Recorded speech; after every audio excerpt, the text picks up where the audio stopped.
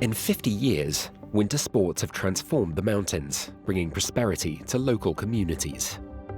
There were crowds of people.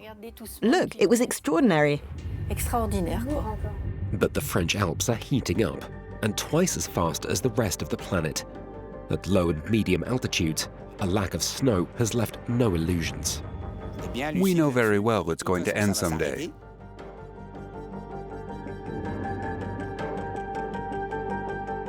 Without their white coat, what future do smaller resorts really have?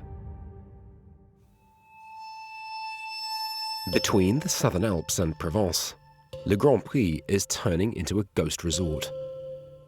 There are no hire shops, no more ski school, and the lifts are out of action. Here, the chapter on snow sports is drawing to a close. We're basically selling off everything that we needed to function as a ski resort. It's all going. The chairlifts, the button lifts, the piste bashers, and all the snowmaking equipment. Since the 1970s, the Alps have lost a month's quantity of snow at low and medium altitude. Snow cannons, expensive to run, and only effective in low temperatures are no longer enough to compensate. Here, skiing has become a financial black hole.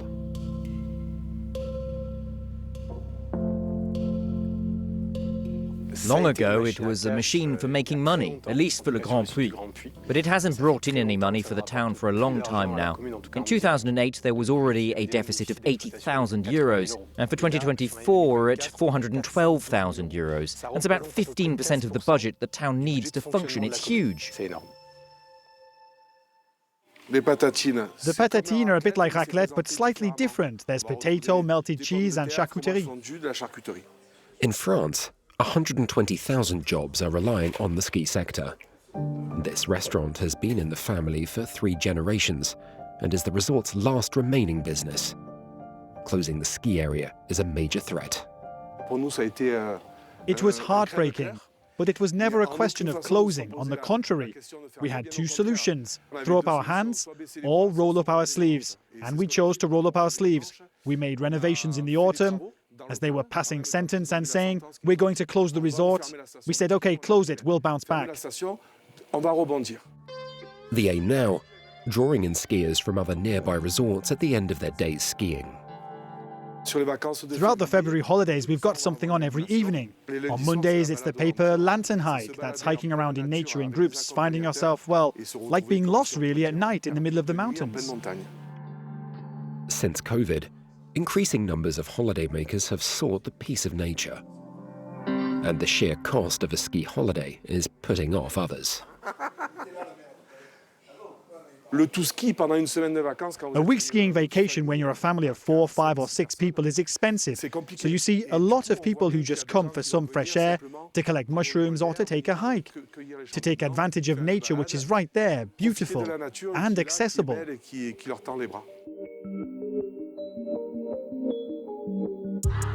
In winter tourism, France sits at second place internationally, behind the United States. But it now faces a global threat, adapting in the face of climate change. Allez, on y va les loulous? Allez, c'est parti.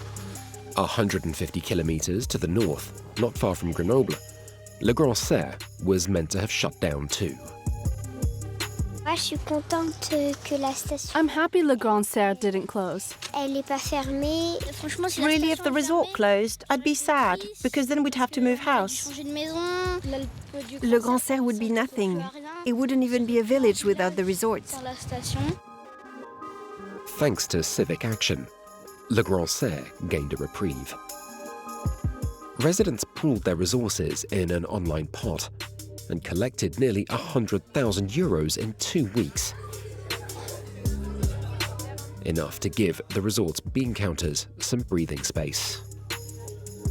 It's the first time such a large resort would have had to close because of global warming and a lack of investment.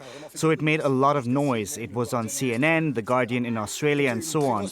A lot of people rallied, and it was really successful. Between the press, local, and social networks, we managed to get 97,000 euros of donations from over 800 people. Le Grand Serre has now become a symbol of the struggle small resorts face and a case study of what might await the future of mountain communities. We're the largest of the small resorts and the smallest of the large ones, so we occupy this pivotal point. A lot of people are watching us because what happens here could either be a model for success, because we've managed to turn a corner, or it could be the other way round, and it will mean that the future will be complicated. Opening a spa, building a mountain shelter, even putting on a bicycle festival. Le Grand Serre is reinventing itself to survive and is on the hunt for an investor. Elected officials decided in the autumn that we couldn't keep taking the insurance risk on our own because we'd be putting the town in danger. So we're looking at how to transfer to an outside partner for the operation and investment in the ski area so they would handle the risk.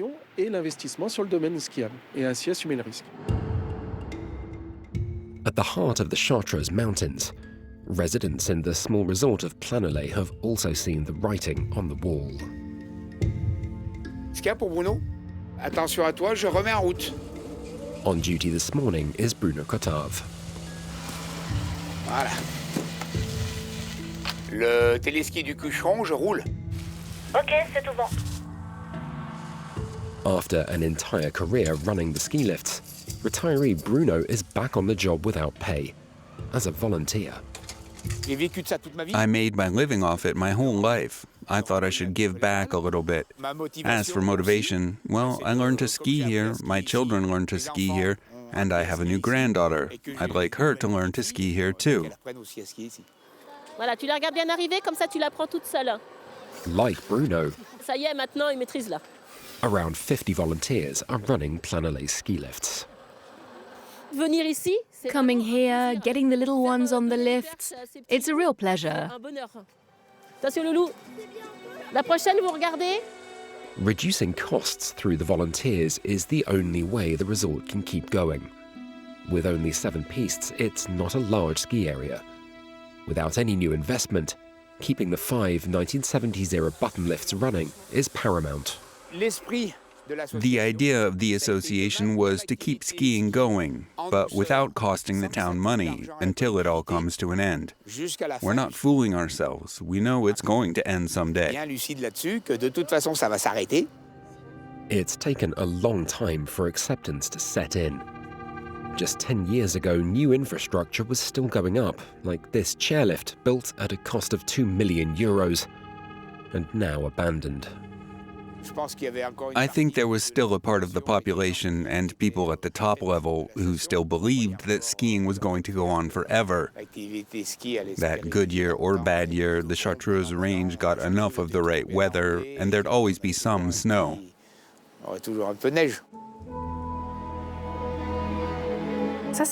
These are the skis we had when I was little. Can you see?